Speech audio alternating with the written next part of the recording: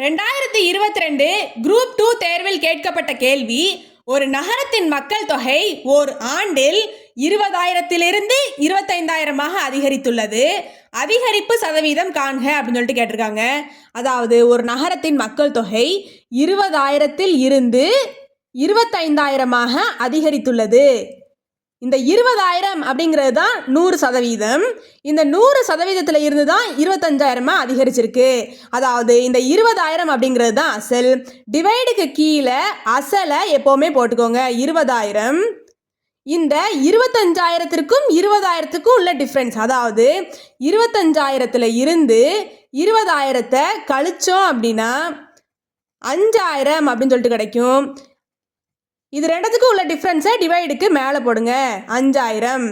சதவீதம் கேட்டிருக்கிறதுனால 100ஆல் பெருக்கிக்குங்க. இன்ட்டு 100. கீழே 2 0 மேலே 2 0 கேன்சல் பண்ணிக்கலாம். கீழே 2 0 மேலே 2 0 கேன்சல் பண்ணிக்கலாம். ஓர் 2 2. 25 2 50. 25%. ஆப்ஷன் பி தான் சரியான விடை.